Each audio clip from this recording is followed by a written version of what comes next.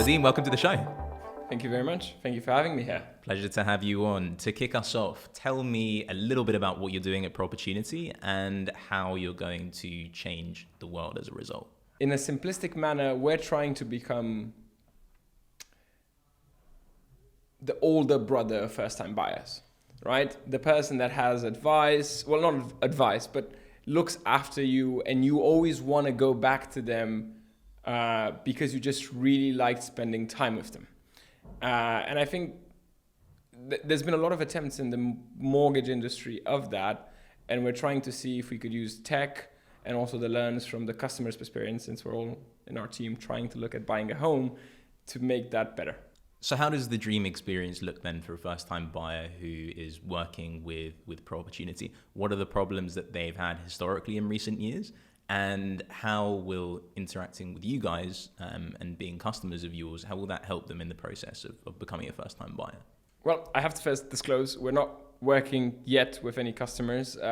Setting up a lender is a complicated business, and we're trying to get all our ducks in a row to make sure the customers, the process is flawless, and we've looked at all the possibilities, and no matter what happens, we have the best customers at interest at heart. So we're still waiting for a few approvals. Therefore, no customer has yet benefited from the Proportunity product or whatever legal entity will offer it through. But as we envisage it, and what we would like it to be, would be someone that, first of all, has a bit of a sense of what the property market is doing. So they could understand, it's not advice, it's not recommendation, but it's more around, we have all these analytical tools that exist out there. If we would crank all of that through our software, the consumer could have a bit more understanding and make a better decision about where they buy. Because I believe for most people, purchasing a home is probably one of the most important, if not the largest, financial investments you're going to make in the first half of your life. And that, from previous experience and recent history, you could see that could go one of many ways. And therefore, having a bit more certainty and someone that has an objective answer is something that I'd like to offer. Secondly, offering also using technology to offer them a better experience. And what I mean by that is not just being transparent, right? Something that you see with the likes of Monzo, Revolut, where you feel that the company has your best interest at heart, but also offering them actually tech-driven innovation, which is allowing them to do things that even if you find the absolute best lender or the absolute best bank at the moment, that isn't possible because they don't have access to the latest analysis, and therefore they can't release benefits to consumers that we might be able to through our understanding of the property market by buying earlier or buying a bit cheaper. We'll see exactly how it ends up being, but something along those lines. And what's been the most interesting thing, if there is just one thing, I imagine there are lots, that you've learned from looking at all this data and running it through your algorithms? What things about the London property market that are somewhat counterintuitive, or the UK property market that are somewhat counterintuitive, have you come across that have really surprised you a lot? It's a very good question. So I would say that the number one learning is that there are opportunities out there. It doesn't have to be a pain. I think it's interesting because you see all these articles now with people saying, oh, renting, I don't want to buy, I want to rent. And I fundamentally believe that. I think everyone fundamentally wants to own a home, have their own furniture, have their loud parties without having to ask for permission from their neighbors, or not have to wait for the shower in the morning or find dirty dishes in the sink. There's all those things that annoy you. But they've looked at it, they saw how painful it is, how much they have to save, and then they kind of just said, oh, it's too annoying, I have to give up, I have to forgo the stream, and now, renting is better. So that's something that I realized, it doesn't have to be like that, it can actually be much better. And the second bit is with a bit of data, you can make much better decisions, right? So I don't know if people know this, but the reason I started Proportunity was actually out of competition with my girlfriend at the time. So she was in the process of buying a home in New York, and in New York, $1 million buys you kind of a cubicle, more or less. And she was, even if I would have that money, I wouldn't want to buy that. So she was, okay, where can I make an investment around Manhattan that gives me a decent home and I can still get to work at right. And the first problem we found was that there wasn't any research, right? No one had subjective advice. You went to a real estate agent here, or you went to a real estate agent there, or you went to a real estate agent there, and they all said their area is the best, and they can show you the best properties there. But no one, so I used to work in consulting, she was working in banking, and it was weird to not find some sort of case study or report you could buy and just listed all the areas. They did the research, either tech-driven or survey-driven, and said, these are the areas ranked by forecasted growth. So that was weird. So we started asking our friends, we started people who bought properties around, and said like some people were smarter, they were working as in within this industry, and they actually worked within banks looking at real estate, so they had some tech. So like, yeah, I made investments here, go and look there. Rented a car, we went there, we found a home. Anyway, long story short is she managed to buy for about half the price of what a cubicle was in Manhattan, a 6-bedroom home next to a park, for what in London would buy you at that time, because it was before Brexit, a 1-bedroom in zone 5. And we're like, all right, so by analyzing the market, there are much better opportunities, hence the name. And what was interesting is that actually that home was also obviously in a growth area. So Whole Foods had just opened up. A lot of banks were giving hundreds of millions of dollars to new developers. I think Shaquille O'Neal was building a condominium in the area. Mark Zuckerberg was a good guy at that point, was giving $150 million to charities, to schools to improve. So you could feel the change, right? So you felt, and lo and behold, a few months later, someone wanted to buy her house for 60% more. And she didn't even put it on the market. There was just executive coming into the city looking for a house, talked to the same real estate agent and said, I'll buy.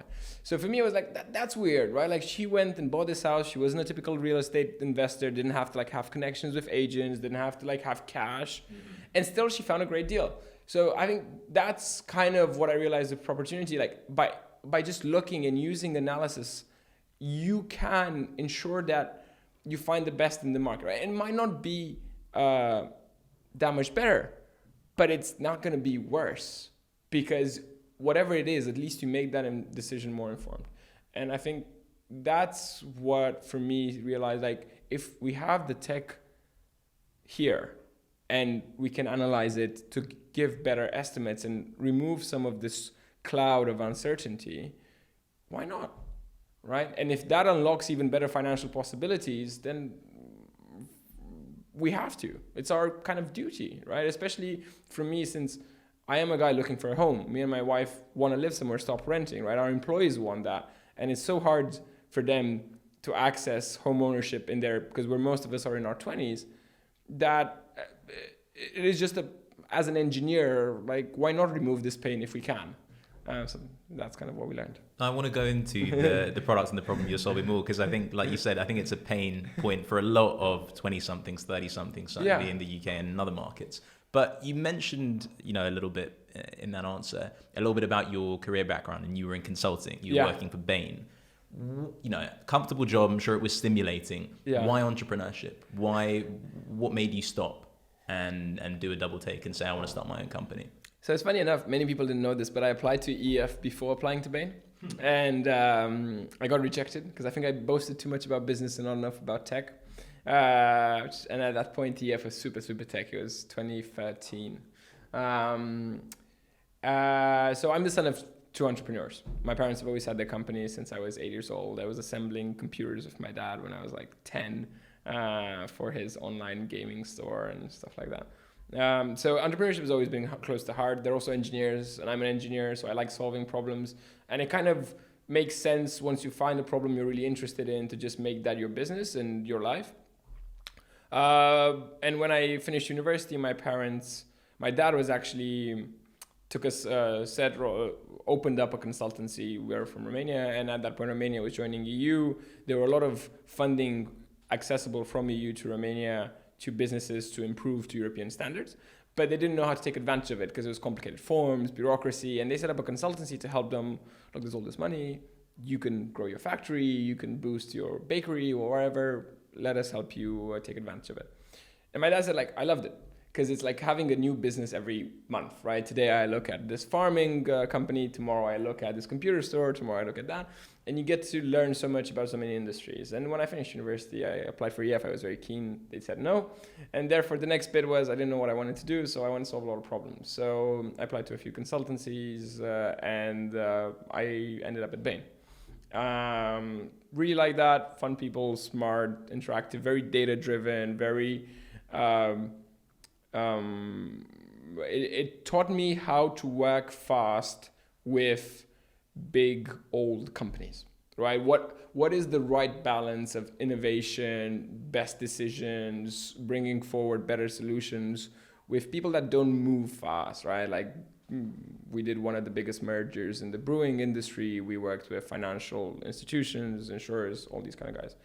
And also but then at Bain, it was interesting. We were working in teams of 5 people, 10 people for very intense projects for a couple of months. I think that, but still be friendly. Bain has this very keen mantra of a Bainey never lets another Bainey fail. So if someone in your team is not performing, it's everyone's fault. It's not their fault. You don't step over people to get promoted faster or stuff like this. And I think a lot of that I really enjoyed, but there were also parts of, you find an interesting problem and you spend nights making it better, finding a better solution. But then you realize maybe that company doesn't have the capabilities to implement it quickly or to do it the way you want it. So they dumb it down. They take twice as long time to do it. And that sometimes is frustrating. Plus like the idea that, okay, I work for 3 months on something and then I have to move to something else. And I kind of like advising, but I like solving problems and seeing the benefits of removing that problem myself. So I think that's why I wanted to leave. And did you come into EF with a clear idea of what you wanted to work on, or did that develop quite organically as a result of you experimenting with ideas with different co-founders, and then eventually it's Stefan, your co-founder, if I'm not mistaken, working with Stefan on what became Proportunity? Yeah, so it is Stefan. It was a clear idea, but I'm hesitant of saying clear idea because it wasn't that clear a few months beforehand. Right. So I was actually going to do something else when I applied to EF. And then when I got in, my wife started doing this, girlfriend at the time started doing this home buying process. There was so much pain and so much frustration because we were investing so much money blindly and process slow. And I was like, no, I need to create something about this. And I really felt driven. And the first day at EF, I was very much about house prices, need to understand what drives them. How do we forecast? How do we look at market? Because there's so many inefficient decisions and so much money people just throw out the window.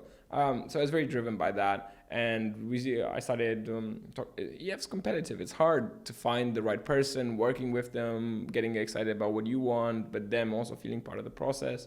So I talked to a few people, ended up working with Stefan on this. He really liked it. And we just glued together very well. And we then we got introduced to Savills. And we wanted to work with them, and they got pretty excited and wanted to invest pretty early on. Had to pitch to a global CFO while we were at EF, where basically this company was I wouldn't say a financial. So we had some models, but it was a PowerPoint and an Excel most. Like it was our vision, and we were working tirelessly, and we had some forecasts, but it wasn't a company, right? Stefan was the CTO and I was the CEO. That was about it, right? We were chief of no one, and we were chief of ourselves. So that was exciting. And yeah, they said yes, and then we grew it from there. What was the process of interacting with Savills like in those early stages when you had, very, very little to show them other than like what you said, a PowerPoint and Excel? And a lot of people also have a perception of these companies as being dinosaurs, not really being open to innovation. Was that what you found, and how did you get them interested in what you were doing? It's a good point. I don't know. I think these companies are kind of like countries, right? Like they're so big that you can't paint all the people living in one country with the same brush, right? So we were lucky, we got it. So at that point I was emailing any CFO, CEO, CEO from any of these companies on LinkedIn. And I was lucky enough, one of my friends got introduced to someone from Savills at a conference, and they were saying that, we invested this other AI company, it went really well, we're keen to look at others. My housemate knew about what we were doing, put us in touch, we had a call, and some of those people weren't the right people, but one person on the call was. We had a follow-up call with them, then he was brilliant, and he was open-minded and wanted to innovate. So I think every organization has a lot of good fits and bad bits. We always wanted to work with someone in the real estate agency because the first thing in the real estate world, because they have so much data, so much connections, and I think you see a lot of dead bodies for startups to try to revolutionize the world and work with no one and partner with no one because it's hard. So we wanted to partner with someone, and we found the right people. I think finding the right people in this organization is hard. But if you have an open mind, then you always leave at the end of the email, hey, if you're not the right person, please forward us to whoever you think it is. We'd really appreciate it. And you keep pushing, you'll get there. Because I would be incredibly surprised to see that there's no one smart in a bank. There's no one smart at a real estate agency. There's no one smart anywhere for you to talk to that sees that this needs to change. And once you got the right person, it was really quick. So we had the first meeting, I think, in October. And we already had the plans of the investment in late November, December. And then it was kind of Christmas. But it takes a bit of time negotiating the same way it takes with venture capital firms, which theoretically they're much younger and smarter and they're only 5 or 10 people. And even that takes 6 months, right? So with Savills, we closed it, I think, in late February. So yeah, it was good. No, I think if you're open-minded, you show that you have value, you walk them through the steps, showing them that, look, it's not going to require you to completely change your business model. We can work around you, so you're considerate. I don't believe this argument that you can't innovate with other players. If you're asking them to change everything based on you, a company that doesn't even exist, and obviously it's kind of like trying to convince your grandfather, right? If you can make propelling conversation with your grandmother or grandfather, then you're going to be able to convince these guys. But you have to make sure you find your champion in this organization. So was the Savills deal, was that one of the high points on your journey in the early stages? What did it feel like? How did it make you think about what you were doing and the potential for future growth and expansion? It was a big thing because the good thing about EF is that you're surrounded by a lot of people trying to do the same thing. So it gives you a good benchmark of where you are, and they're very selected people, top at their game. So you know that if they're doing well, you should also be doing well. If they're doing badly, then you're also pushing too hard. And starting a business, as fun as it sounds, is a pretty depressing journey because you get a lot of no's for every yes. So to have a big organization like that come in and says, yeah, we believe in what you guys are doing and we really see this going forward, was a big win. It's also kind of so my theory of fundraising is that it's always going to take longer than you think it is. And if you're still happy to see the money coming into your account, then most likely it's going to take longer. Because fundraising ends at the moment when there is no excitement from the fact that you closed, because it's been so draining that you didn't. And if it isn't draining, then you've not pushed hard enough, right? Because it always says like the best negotiation is the person where is that when both people leave the room unhappy, right? Because if one's happy, then it means the other guy hasn't pushed enough. So from that perspective, it was also very annoying, right? Because you're early stage, then they kind of set the conditions. They were the first one to come in. But on the other hand, yes, it cleared a lot of air around, can this work? Can this not work? Are we going to be homeless in 2 years? Are we fighting a dead battle? Because when we must say that when we started Proportunity, this was in 2016, there weren't many PropTech businesses around, right? VCs didn't quite get their head around real estate. There was a lot, Stefan, people were asking, but why are you the right people, right? Because everyone is like, oh, if you're going to create a dating app, have you worked for Match.com? If you're going to create whatever app, have you done this? And we were of the firm belief that, look, we're bringing data to the real estate industry. This should come from people that have done data analysis before. And real estate is purely an application. The question is, can we work with these people? And Savills had us closing Savills had proved that we can work with these people and they want to work with us. So that was a big step forward. You said entrepreneurship can be pretty depressing at times. What has the low point been, or what have some of the low points been, and how have you picked yourself up from some of the particularly difficult challenges that you've had? I think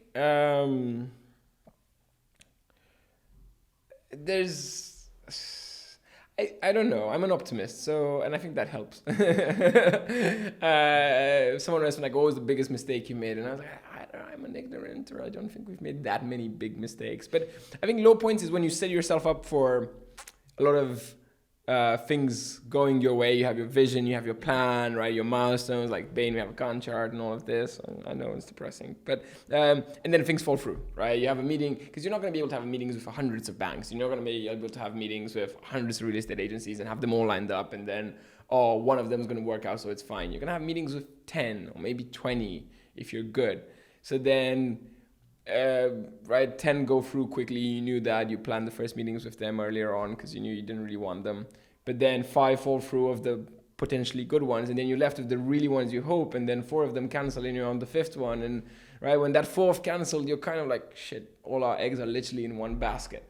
Like, not all meetings are like that. We've been fortunate enough to get a lot of interest, and I think one of the lowest points was just before we got our first term sheet. And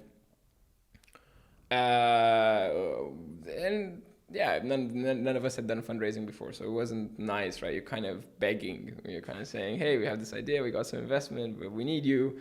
They didn't really understand real estate, what we're doing, forecasting, how you're going to make money, all of that. And we're trying to show them, but some were more open-minded than others. And until that, it was a series of no's, right? And we were like, but why aren't they getting it? It's so big. Everyone that understands this loves it. Why? Am I stupid? Can I not explain it? What's this? You're just always blaming it on yourself, and it's kind of annoying. And I think that was low. And then the moment we got a first time sheet, then everything changed, right? Then we started going to meetings much more boldly. We started putting pressure on the other people. I said, like, look, we already have. Can you move by next week? And then suddenly they responded. And we ended up in a position when there were too many investors and we couldn't fit them in. And we had to go back to our main investor and say, can we raise the valuation? Because we want these great people to know around. And that was much, much nicer. Even then, there was a point where we almost ran out of money because negotiations were taking so long because of all of this. And luckily, one of our investors sent us their part 1 month earlier. I don't know why. Because of that, we had another 2 or 3 months of runway, so that everything was fine. But by that point, things were starting to because the thing is, having a co-founder is great when things are going well. And it's great when things are going badly, but sometimes it can be quite annoying because, right, if I'm worried and he's telling me he's worried, then I amplify it internally and then I send it back to him, and then it can get into this kind of vicious spiral. But luckily, me and Stefan balanced ourselves out, and we've never reached a point where we both pulled our hair out. So yeah, so far so good. Long may that continue. You mentioned sort of a lot of the no's. Yeah. And many of them being around the fact that, neither you or Stefan had 10 years experience in the property industry. How much learning around the industry and the factors that were moving markets did you have to do independently of obviously all the data that you were gathering and feeding into your algorithms? What did that process look like for you? What does it still look like today? Are you still continuously keeping abreast of developments and yeah, how did that process develop for you? It's a good point because I'm a big, so it's funny, this I'm a big believer that, and I think both from my parents, both from being an engineer, I'm a big believer that whatever solution you create should be implementable. That means someone should want it, someone should believe in it. And I think that's why I wanted to partner with Savills to realize that if they accepted something, then that means the world would accept something. And for example, even now, right, when we're looking at, we're forecasting different areas of growth in London and growth we're more comfortable with, growth we're less comfortable with. I went this weekend with my wife and we started looking at ads in those areas, and we started looking at the coffee shops in those areas, and we started looking at the schools in those areas and say, do we actually believe this? Do we actually believe that this area has higher growth potential than other areas, right? We went there, we did the same thing when we bought the house. We looked at the supermarkets, and obviously behind that, there's, I don't know if we're terabytes yet, but there's definitely hundreds of gigabytes that are spinning online in different clusters, looking at a lot of different indices, both on the area and on the property, and crunching all that data. But in the end, if we don't believe it, then how can we ask someone else to believe it, or themselves, right? And I think from the beginning we've done that. And to answer your question of how much learning did we have to do, I think learning the real estate data is easy because it's available online. You see it, it kind of matches your understanding of how the market's moving. Because this is my fundamental belief of why Proportunity should exist initially was every person could tell you how much they think the house will grow in the next 5 years. But they couldn't tell you how does that rank versus the area next to them and the other area and compare all of the 1,000 areas and give them a list. So why can't we have a computer that mimics every person's view and then spits out all of them in the same manner and then ranks them objectively, right? That was the idea. So officially, most of the computer rankings match reality. The interesting part is more about understanding how to communicate that and how to make that bridge between data and people and understanding the human way of seeing things and what's their pain point, talking to a bank and understanding why do they set their interest rates in a certain way, what do they look at when they're lending to a customer, giving a mortgage, talking to brokers. And we've done a lot of that lately, and we've done a lot of us looking for our own home and seeing, would I use the Proportunity loan, would I not use the Proportunity loan, or whatever we'll call it when it's available. And from that perspective, it's nice to see that there's incredible excitement for it. It's funny, like, we've now got to a point where I talk to someone to ask them to provide credit scoring or to ask them to provide some solution, and they're working for a company, and I tell them what we need and why we need them, and at the end they say, oh, can I apply for this loan? And they're like, oh, I didn't know you were a customer, but it's good to see that you're excited. So from that perspective, I guess that's a reassurance that we've learned what we needed to learn. You were featured in the Evening Standard, I think, late last year. And in the article, they sort of showed some data from the Proportunity algorithm and identified 10 areas that sort of were massively undervalued. What was the response to that? Like, what sort of inbound did you get after that? And, you know, how did your partners also respond to the data that was coming through on that? Because obviously they got to sort of see a lot more than just the small table that was featured in the Evening Standard article. Like, what sort of reactions have you had from them? We had good reaction. The best reaction was from our side because we weren't expecting it. We were helping post office money become the bank for first time buyers as an image. So we did a bit of research of it's easy to figure out the affordable areas for that people can actually live in these cities, but which of those affordable areas, which of the homes that these guys can buy will take them to their dream home? Because usually the first home you buy isn't necessarily the one you want, might be too far, might be too small. And Post Office Money said, look, we're having a chat with the Evening Standard and we want you to share some of their insights. And we started talking to them, and suddenly the Evening Standard didn't even want Post Office Money on the call. They just wanted to call with us. So we talked about it, and suddenly that ended up being a feature on us and on our areas. And we were very impressed by that. And then, we started getting a lot of likes, and we had a lot of phone calls and messages. There was even an investor from the US asking if we can forecast in Boston. And our investors loved it because they saw that, these areas make sense. And there was some newspaper that realized some of those areas were kind of in the process of regeneration. They're like, but how did you guess that? I was like, how did you teach your computer that? I was like, we didn't. It figured it itself. And we're like, and that was interesting, seeing people's reaction to all of the stuff we built, because until then we didn't really come out in the media, was very encouraging. I think I could spend probably hours trying to pick your brains about insights into the property market. Maybe I'll try and do that after we finish. But in the interest of time, let's just finish up with a little bit of a personal reflection on this process for you. What have you most learned about yourself in building Proportunity? I guess it's so far, again, early days. We'll see where this journey ends up going. But so far, I think the number one thing is,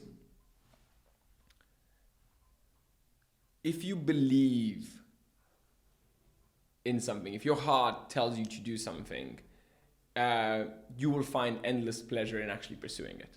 That was the number one lesson for me, because when I came to EF, I might have known a business I wanted to do, but I wasn't sure if entrepreneurship was for me, if doing a startup, I hadn't done it before, I didn't know. And for me, just answering that question was in and of itself useful. And I learned that I like this more kind of fast pace. You have a hunch about something, you push it, and then you see if it works very quickly. That's very appealing. But fundamentally, it was this idea that if you believe in something, and it's bothering you, and you make it your life's mission to do that, it can be incredibly satisfying. And you don't have to be the best person at it. And by no means am I. I suck at so many things. But if you really believe in that and you make the best decisions you can, you will find a lot of people that want to not only follow you on that journey, but actually make it their life's mission as well. And the satisfaction you get when you do it, that is in and of itself worth the effort. If it would be, I would do Proportunity even if I didn't get paid. Because it's just interesting. That moment when you ask someone to sell you their product and their mind stops focusing on that and stops focusing on tapping into your solution, that switch, the fact that you built that and it wasn't there, I think that's pretty nice. I think there's nothing more to add to that. Vadim, thanks so much for coming on this show. It was a real pleasure chatting to you. My pleasure as well. Thank you very much.